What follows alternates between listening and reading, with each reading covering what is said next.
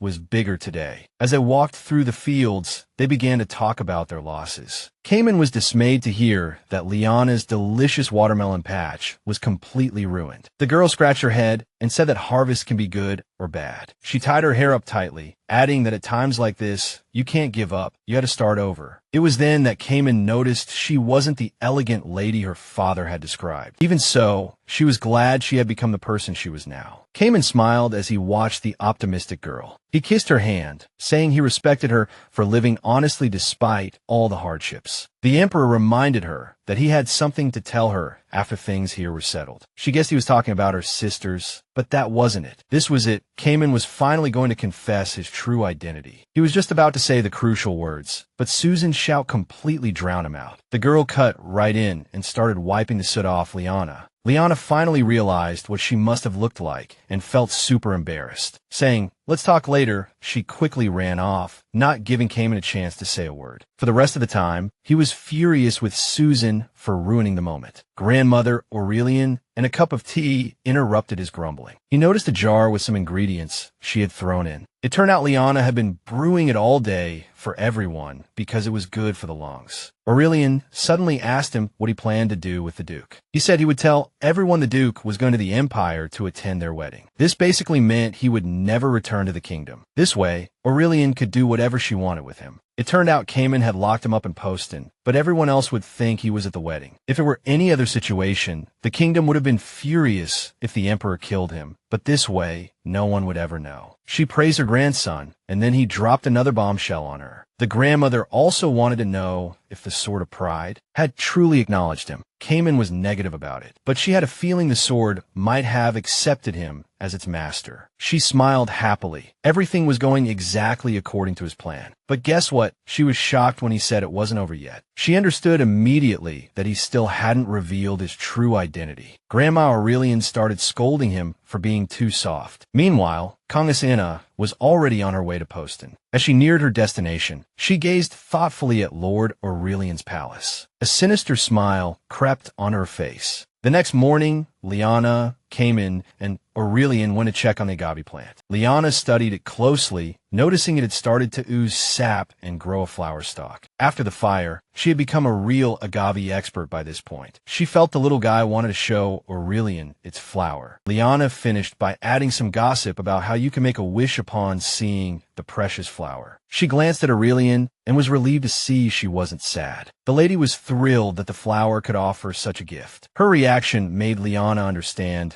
that as long as there is is life. One can heal and move on. She smiled and told the girl to come see the flower every day. Liana suddenly decided that when the agave bloomed, she would wish for a happy life with Cayman. As if reading her mind, he returned her gaze with a gentle smile. His gaze flustered her a bit, but he just said she was really cute. He loved this version of the girl in a straw hat and gardening gloves. He suddenly pulled her closer, saying he really liked this version of Liana. Aurelian suddenly cut in, saying that maybe they should tone it down in front of Grandma.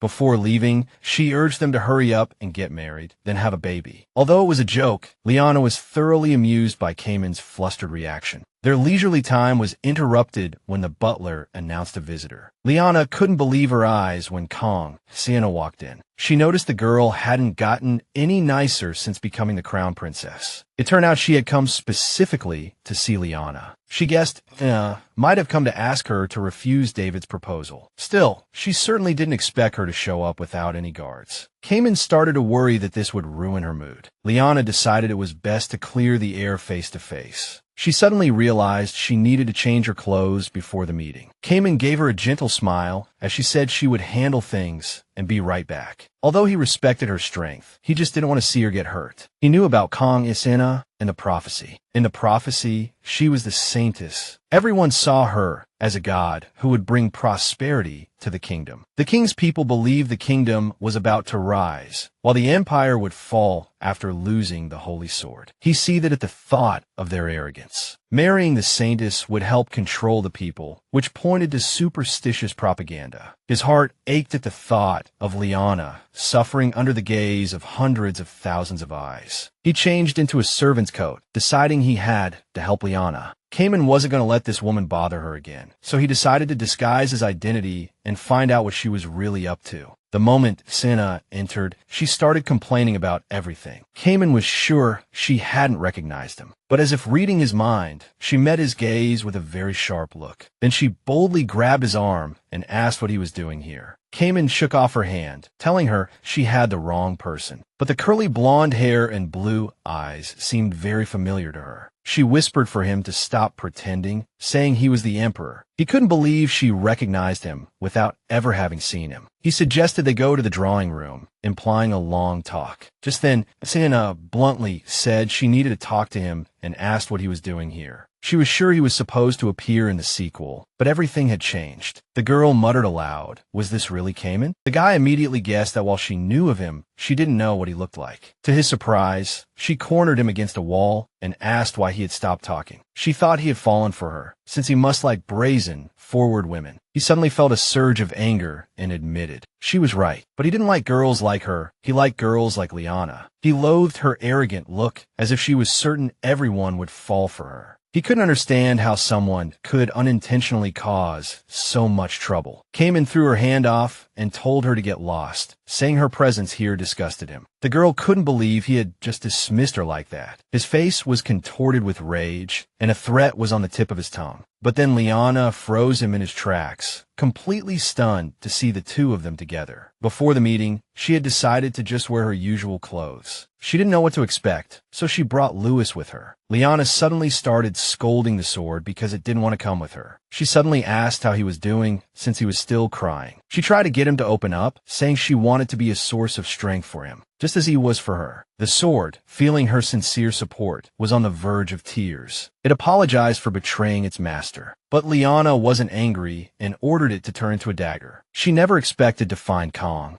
Sienna, together with Cayman. The guy rushed to her side, saying it was all a misunderstanding. Sienna scolded her, saying she should have come later and not disturb them. The girl retorted that she hadn't changed a bit, still blaming everyone else. Kong Sienna was no longer considered a saintess and no longer had divine power. She felt Liana was just trying to make her angry and provoke her. The crown princess demanded that Liana apologize for daring to seduce her husband. The girl shot back that she was the one who had just cornered her fiancé against a wall. Sienna thought Liana wanted to seduce her man because David had the Duke bring her. Cayman explained that he had left the moment he heard about their engagement. It seemed his words were the only thing that made her realize Liana wasn't interested in David. The crown princess suddenly covered her face and burst out laughing hysterically. She asked in complete disbelief if they were really engaged. The girl said she didn't quite believe it, but she would accept that answer. Then she rudely added that they should hurry up and get her a room. The crown princess lounged on the sofa, saying she didn't feel like returning to the capital just yet. She was so infuriating that Liana struggled to restrain herself. What also angered her was how the woman kept flirting with Cayman. She feigned annoyance and replied that she couldn't rent a room as she wasn't the master of the estate. Liana demanded they go ask the master, but Cayman just told her to get out. She accused him of having an attitude and ordered him to fetch the lord. But the next thing she heard was an order to have her thrown out of the estate. Liana smiled at her grandmother, glad to see her step in so quickly.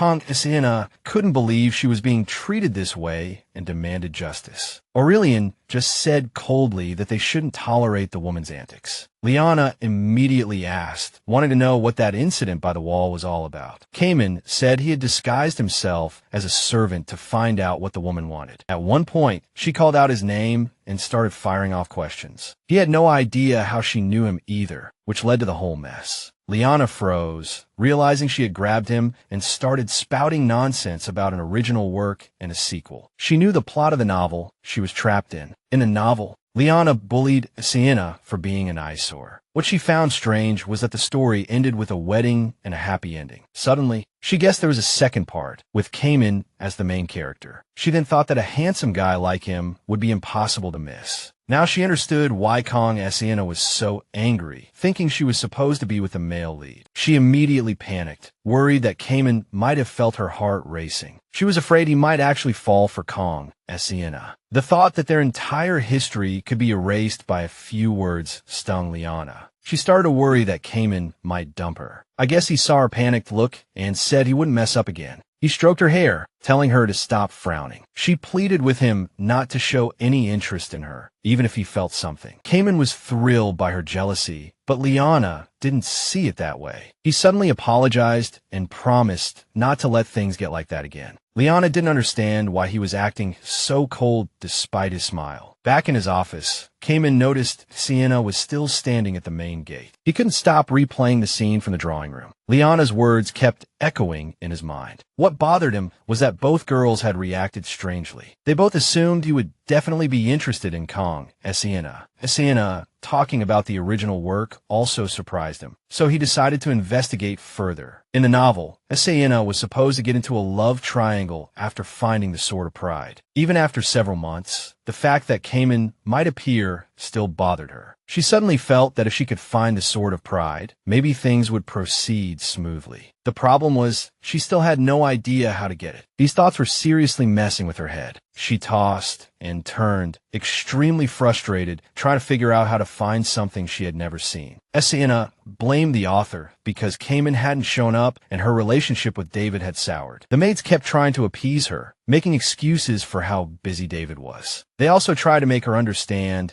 that a lady of her status shouldn't be begging for a necklace. Liana suddenly stood up and told them not to worry. She proudly declared that he was only acting this way because he had no rival. The girl was sure everything would work out in the end. She leisurely enjoyed her protagonist's halo and was confident she could win even then. Sitting in the carriage, she was glad she had come to find Cayman and not just a portrait. She was sure he would fall in love with her. She fantasized about him being completely head over heels for the female lead. A maid interrupted her thoughts, saying it was getting dark and it would be best to rest here. How could the crown princess possibly sleep in a carriage? On top of that, they had even refused her food and soft bread. The maid explained that the town was now very wary of outsiders because of the fire. The woman looked like she was getting tired of Liana's constant demands. From the beginning, she had asked her to cut ties with Miss Pond. At first, she was cautious, but soon she came to believe in the lady's gift and followed her. Now she was trying to force her to go to the capital, suggesting Miss Pond might go after David. She just replied that when a rival appears, he'll come crawling back to her soon enough. The maid began to seriously worry about Liana Liana's mental state. The girl was living in a fantasy, waiting for the novel's scenes to play out. She screamed so loudly in the pavilion that Anchor found them. Kong Isena immediately sized up the serious-looking man with admiring eyes. She couldn't believe her eyes. She was seeing Lord Anchor himself. He met her gaze, sending a chill down her spine. Isena immediately put on an innocent act, saying she had seen him in her dreams. The guy cut to the chase and asked if she knew where he was going. The girl said confidently that he was going to the capital to find the Sword of Pride. Although he was indeed looking for the sword, he felt something was off. A while ago, the Emperor himself had asked me to investigate this woman's case. He told me to pretend she was right no matter what, just to get a better read on her. Anchor immediately feigned surprise and decided to play along with her ego. He was taken aback when she casually mentioned that she had been reading for a long time. He questioned her, and she told him he needed to stay in the kingdom for about 3 months. Anchor was surprised when she mentioned the Emperor's uncle, Douglas Marshall. This made him think that maybe she really could see the future. Kong Isena proudly declared that she could solve the problem by mastering the Sword of Pride. Anchor felt her knowledge was rather shallow, so she probably had a spy within the Empire. Her words made him wonder if the kingdom had somehow found out that Liana was the swordmaster. He decided to test her, saying the Emperor had already found a trace of the sword. The girl couldn't believe her ears when he added that he would have to return to the Empire soon. Isena immediately started talking about how the story wasn't resolved yet. She understood how much trouble she was in, considering she hadn't managed to pique the interest of either David or Cayman. After a moment of thought, she made her request. The next morning, Cayman found it strange that his ears had been itching terribly since yesterday. Liana guessed it was the soot, but he dismissed the idea. Suddenly, the girl smiled and snuggled up to him, saying she would clean his ears for him. Aurelian teased them, saying that since they were both adults, they should just kiss. She decided to hint that they shouldn't hold their breath waiting for the speechless fool. She mocked Cayman for chattering on about a wedding like a parrot, with no ring and no flowers. After thoroughly defeating her grandson in that argument, she slipped away to the greenhouse. Liana decided to follow, and Cayman felt the urge to go with them. He had just opened his mouth to say he wanted to go when they firmly shut him down. As soon as Liana left, Aurelian ordered him to seriously consider revealing his identity. He suddenly realized he had only ever proposed with words. If he had known Susan was coming, he would have had her bring the accessories, but he thought he should prepare the proposal first before revealing the big surprise. When Anchor appeared, he was immediately distracted. Anchor came to ask if the woman had left for the capital, but Anchor's answer was complicated. When the Emperor heard she had requested to be taken to the Empire, he was stunned, completely unable to figure out what trick she was trying to pull. Anchor recounted their conversation, still trying to make sense of the whole thing. He couldn't help but be shocked by how fiercely she had pleaded. Even her handmaiden couldn't seem to believe what she was hearing. Saina had stated bluntly that she was going to the Empire to charm Cayman there. Anchor was left speechless by her sheer foolishness and audacity. He pointed out that her foresight was fake, as she knew nothing about the Swordmaster. He also mentioned her saying that history had gone down the wrong path. Cayman suddenly remembered she had called him a hero from some novel. He guessed she had seen a future where she overthrew Liana and took the Holy Sword, but then it occurred to him that perhaps she didn't even know of Liana's existence. He ordered Anchor to inform her that her request had been approved. The man knew this could stir up trouble and start rumors. Coleman reminded him that she had brought a handmaiden with her, which meant the handmaiden could testify that Saina had come to the Empire voluntarily. They decided to lay everything out for the handmaiden on the spot. Even though she had followed her mistress to Poston, she could still be executed for being an accomplice to treason. They hoped she would manage to return to the royal palace and inform on them. Now, they had to figure out who would take on this mission. The moment Anchor saw the mission, he knew it was his destiny. Meanwhile, Aurelian was giving Liana a crash course on family life. Wisdom. Despite all she said, Liana could still feel the sincerity in Cayman's feelings. She tried to argue that this was better than jewels and flowers, but the lady wasn't buying it. To her shock, many of the things Aurelian talked about came from personal experience. Liana guessed she too would do anything for her husband. The lady countered that her mistake was not being strict enough about her husband's fault from the beginning. She suddenly added that even seemingly cute flaws could ruin a marriage. Even so, Liana still believed it was a wife's duty to correct her husband's flaws. They noticed the agave plant was growing very well. She had just joked that the agave might hit the ceiling when the old lady suggested tearing down the roof. Liana remembered the plant was the only thing that had survived the divorce. She wondered if her grandmother thought of her ex-husband when she looked at the agave. She couldn't understand her grandmother's feelings, but she could sense the old lady still loved him. Liana began to wonder if she could also love someone so deeply and for so long. She immediately closed her eyes, deciding to convey this feeling to Cayman. Afterward, she decided to start her work as usual. To her surprise, Lewis didn't react to her battle cry. It seemed to her that Lewis might be going through puberty, which would explain his wild mood swings. The moment he opened his mouth, she asked him directly about his feelings. Liana stayed with him, telling him she was ready to listen. He blurted out that someone else might say they wanted him. It occurred to her that he might be worried about Saina, sensing a similar aura to Liana's. The girl told him not to worry, adding that she wouldn't give him up to anyone. Lewis suddenly remembered Cayman's warm hands and cursed himself for even thinking of leaving Liana. Even so, Liana replied that, in her eyes, he was the best. Lewis said her kindness only made his guilt worse. The girl's mood shifted in an instant, telling him he needed some hard labor. The sword was startled when she casually mentioned how she was going to use it. She ordered it to turn into a plow, so she could till the land today. Lewis couldn't hide his disgust as she scraped the mud off him. Liana knew she needed to get the whole thing sorted out quickly. In this world, they used different oils, so the effect on the soil wasn't as severe. In the end, they did manage to make the situation a bit better. Susan immediately called it a great and fun workout. Liana said she still had some work to do and asked for help. Meanwhile, the handmaiden was begging Saina to go back. She tried to persuade her not to go to the Empire, but it was no use. The relationship between the kingdom and the Empire was terrible, so her plan could easily fail. Saina simply replied that the Emperor wanted her to go back with him. At dawn, Ankur appeared with Cayman's orders for her. He said she needed to be at the Lord's castle training grounds by noon. The handmaiden couldn't believe it, as Saina hadn't even met the Emperor yet. Nevertheless, the princess was sure the Empire's grand show was finally about to begin. She guessed that once Cayman got the sword, he would be head over heels for her. No sooner had she spoken than she took off running, faster than the handmaiden had ever seen. The handmaiden just couldn't understand why she would abandon her wealth and power for some empire. She had even sent a message to David, saying she was going on a short trip to a shrine. David threw the message away, getting a splitting headache just from seeing her handwriting. Besides, the lack of news from Duke Pond gave him a bad feeling. He thought Liana might be heartbroken too, and he needed to comfort her. David suddenly realized that compared to Saina, her little tantrums were rather cute. When he first met her, she had seemed more like a houseplant. He couldn't figure out why they had sent that red-haired girl to him in the first place. Although he wasn't thrilled, he needed Duke Pond's influence. That day, Liana had thanked him for choosing her out of so many people. He was taken aback by the sincerity shown by this person he hadn't wanted. A faint pink blush had appeared on her cheeks, and a smile bloomed on her face. Thinking of her, he secretly wished she would show up soon. David guessed that this sincere-hearted woman would never abandon him. However, his worried aide immediately ran up to him. A notice of territorial change had just arrived from the Empire, bearing the Emperor's own seal. There was a rumor that Lady Aurelian had decided to return Poston to the Empire before her death. Poston had originally belonged to the Empire, but Aurelian chose to remain in the kingdom after her divorce, so now no one could stop its return to the Empire. This also meant Aurelian hadn't completely severed ties with the Empire. On top of that, there was a notice of engagement. This made no sense to David, as the Emperor didn't need permission to marry. It suddenly occurred to him that the future Empress might be from their kingdom. At first, David thought the woman just happened to share the same name as his future wife. My God, the man had just dropped a bombshell. Liana Pons was engaged to the Emperor. David thought he must be going crazy, as Duke Pond was supposed to have brought her back. He knew that cunning bastard would never give up the chance to become the Queen's father. The Duke knew full well what that kind of power could bring him and would never let it go. The aide said he hadn't believed it either until he saw the letter. The letter detailed all of the Duke's dirty dealings and pleaded for the Empire to intervene. Most importantly, Pond had sold out the prince, giving the green light for Liana's marriage to the Emperor. David crushed the letter, furious, feeling utterly defeated. He ordered his troops to Poston, but it wouldn't work. The aide speculated that thanks to the Empire's teleportation network, Liana was likely already out of the country. David grew even more enraged, as he would never allow this to happen. Meanwhile, the Emperor was soaking in the rustic charm of the countryside, a sense of peace filling him as he watched the people work. He knew the nation was supported by the hard work of countless people, but seeing it firsthand was a completely different feeling. Before this, he hadn't truly appreciated the value of their labor. A little girl ran up to him and asked if he was looking for her big sister Liana. He immediately said he was looking for Susan, and the little girl told him Susan was at Liana's house. He was surprised that Susan had been working in the fields since morning. Cayman thanked her for her help and pointed her toward her mother. The girl waved and ran off, giving him a warm smile. Cayman smiled back, already trying to treasure this moment in his heart. As Emperor, he swore he would never forget how important these small things were. This simple truth moved him deeply, and he walked toward Liana. Hearing that familiar voice, she froze instantly. The girl immediately told him to wait and not to come in. A few minutes later, she finally appeared at the door, saying he could come in now. He immediately asked, "What were you doing in there?" He was beyond shocked when she held out a bouquet of flowers and proposed to him. She added that she would take care of him and promised them a long and happy life filled with love. Cayman was so stunned by her confession that he was utterly speechless. She also mentioned she had fixed up her place so they could live there together. Susan was about to make a joke, but was shocked to see him actually take the flowers. He smiled gently and said he would always depend on her. Cayman immediately said that he loved imagining their future life together. Liana immediately produced a prenuptial agreement. Cayman was stunned that Liana had not only proposed, but had even drafted a prenup. He immediately thought about speeding up the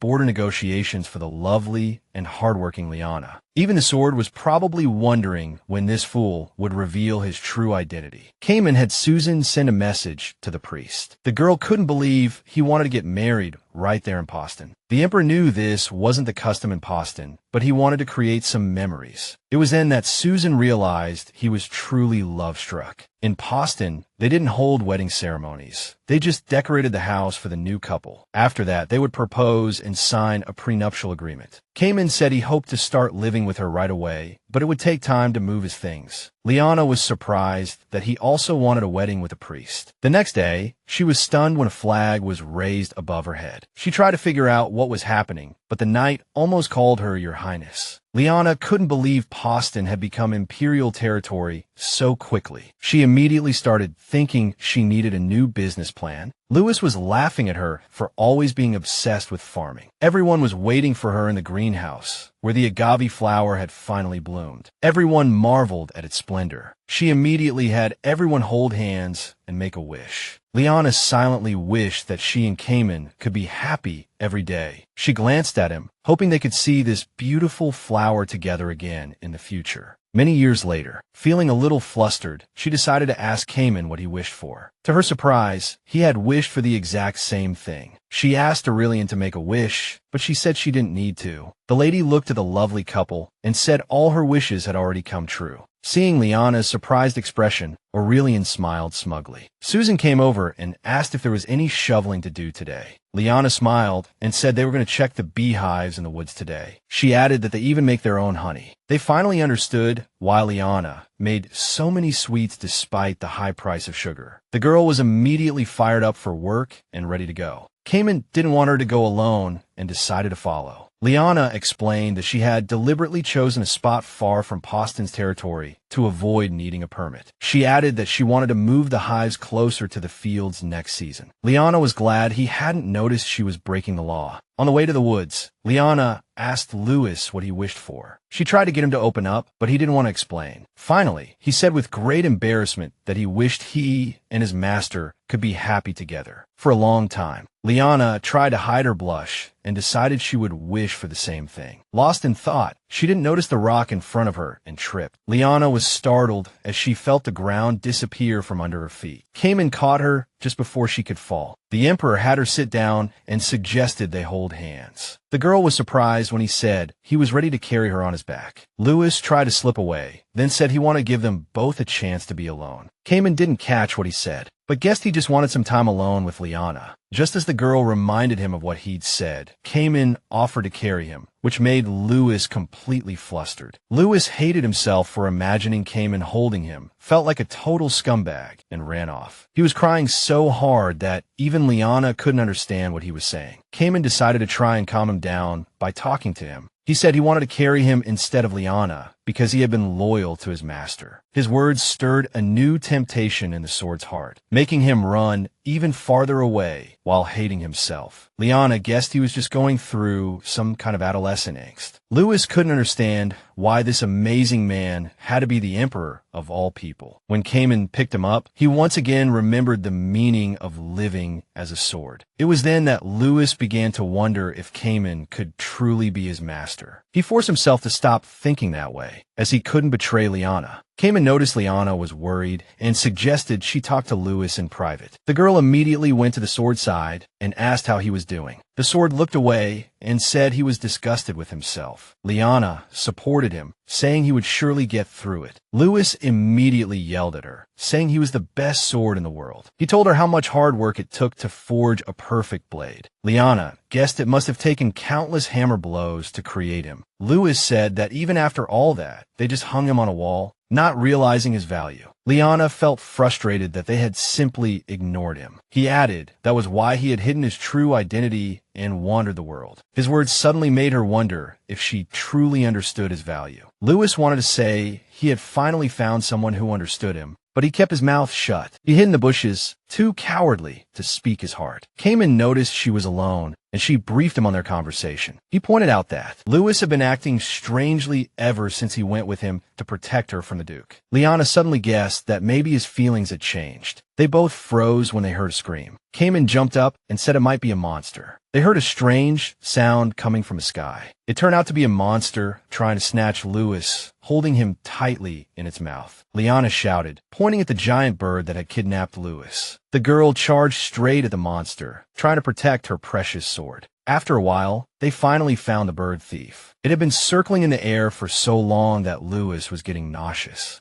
Cayman decided to be the bait and ordered her to run as soon as the bird dropped the sword. She tried to stop him, but he was determined to rescue Lewis. He leaped forward, drawing the bird's attention like a magnet. It seemed he got his wish as it finally opened its beak. The man saw his chance and rushed toward Lewis. "Lewis!" she screamed frantically, and it threw the already dizzy Lewis. Cayman thought he had to catch Lewis no matter what, and then throw him to Liana. The girl immediately ran toward the sword, but the bird had locked onto Cayman. She held Lewis tightly, asking with concern how he was. The next thing she knew, she saw a giant monster claw reaching for Lewis. She let out a heart-wrenching scream when she saw the bird slam Cayman hard into the ground. Liana was completely frozen in shock. She pleaded with Lewis to lend her his strength, to help her save Cayman. Lewis refused, saying it was too dangerous now and she could get hurt. The girl said, "No, we can't let Cayman die." Then an idea flashed through her mind, and she apologized to Lewis. In the next moment, she threw the sword toward Cayman with all her might, so that Lewis could transfer his power. Cayman sat on the ground, wondering how they were going to get out of this mess. He never expected to see the arrogant sword lying next to him. Lewis felt dizzy again after being thrown like that. Liana yelled at the top of her lungs for Lewis to merge with Cayman. She added that Cayman was the key to unlocking his true potential. The Emperor smirked and pleaded for Lewis's help again. The sword wailed, once again struck by his master's amazingness. Cayman finally heard Lewis's voice and gripped him tightly. He skillfully raised his hand, ready to deliver the final blow. Lewis was so in sync with him, they were almost like a single machine. In the next moment, he vanquished the monster with a single strike. His movements were so precise that even he was surprised by the sword's power. Once the bird hit the ground, he could finally breathe a sigh of relief. Liana immediately said excitedly that they had taken down the monster in one hit. She smiled, saying they were like a single, unified whole. She said Lewis had finally found someone who appreciated him as a sword. She told him to honestly tell her what he wanted to say, but couldn't. Right then and there, Lewis admitted he wanted to be Cayman's sword. Liana scolded him for not telling her sooner, making her a nervous wreck. Lewis defended himself, saying he had never thought of serving two people at once before. She leaned in and said that when it came to swordsmanship, she couldn't hold a candle to Cayman. The swordswoman Liana added that a great sword like him deserved a worthy wielder. The girl said she was willing to step aside for someone who could unlock his full potential. Lewis simply replied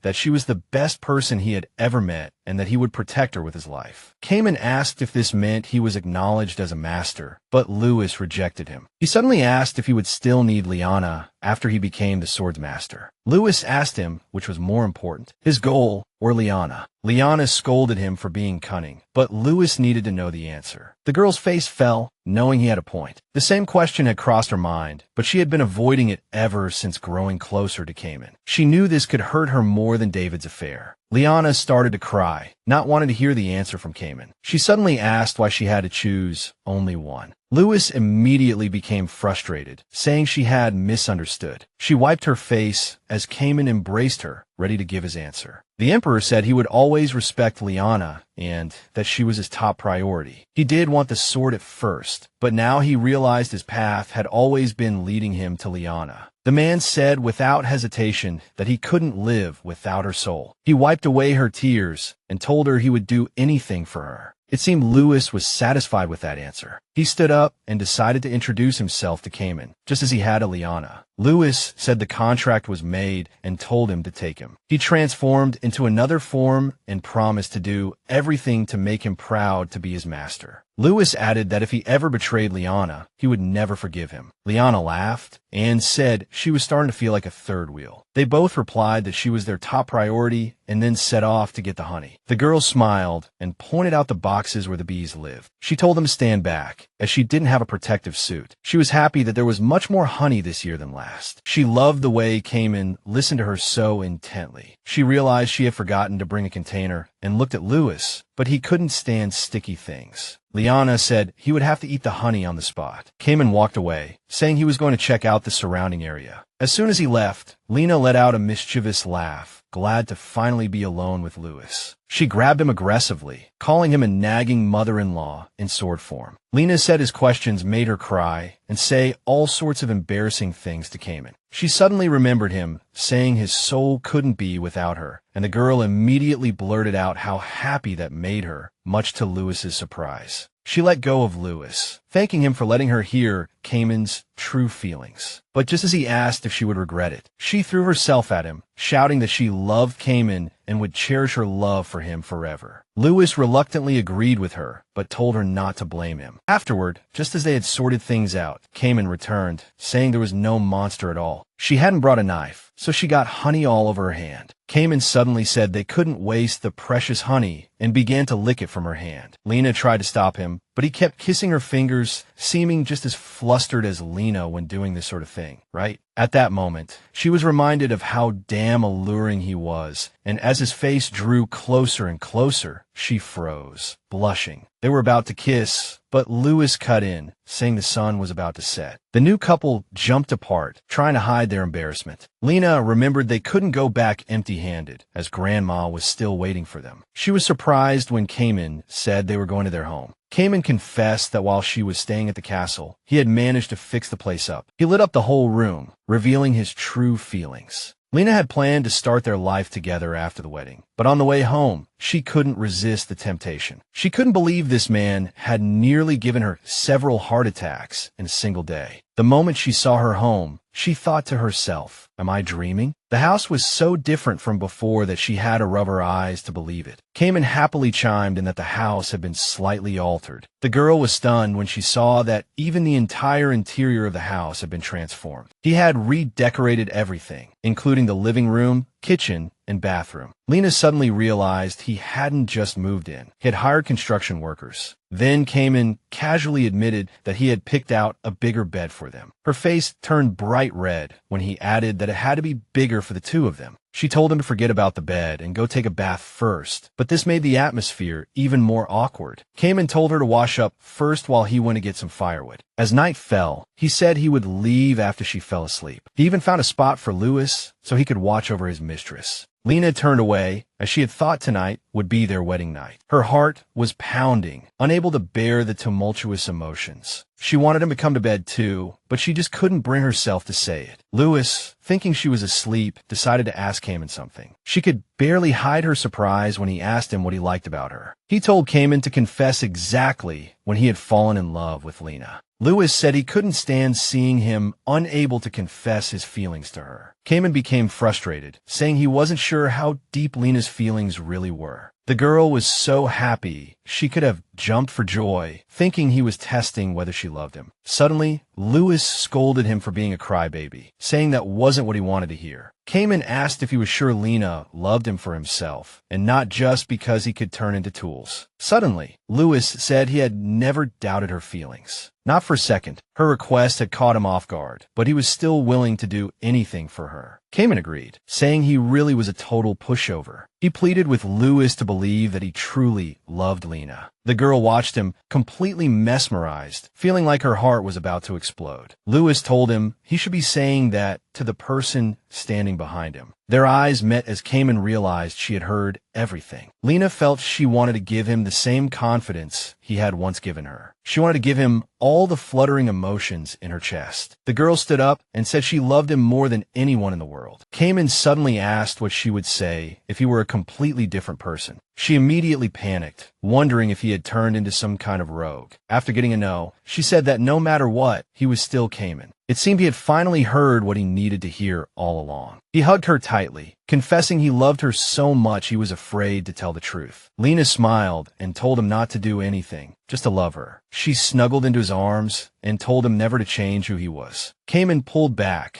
caressed her face, and swore he wouldn't, promising to never hurt her. He sealed her lips with a fiery kiss. Lena was overwhelmed by the emotions and couldn't resist. Eventually, they parted gently, savoring the moment. Cayman's eyes revealed an all-consuming love for the girl. Louis tactfully pointed out that while they were happy about their first night, they should tone it down a bit. He added that he also needed to prepare himself mentally, as he wasn't ready for his mistress to get married. Cayman, holding her from behind, said he regretted putting Louis's spot so close and whispered he would move him to the living room tomorrow. After that, they simply wished each other a casual good night. The next morning, Cayman's uncle appeared at the mansion. The man was furious because Cayman hadn't even bothered to see him. Douglas Marshall protested that he was family, not some stranger. He was offended that he had to find out about the wedding from the damn newspapers. Reese realized he was here to make trouble for the marriage. Now that he was second in line to the throne, the appearance of an heir was a threat. Reese told him to know his place, saying he couldn't just barge in and make demands. Douglas argued that it was wrong to marry someone from another kingdom. Reese retorted that he had no right to question the late Empress's choice, sensing a power struggle was brewing.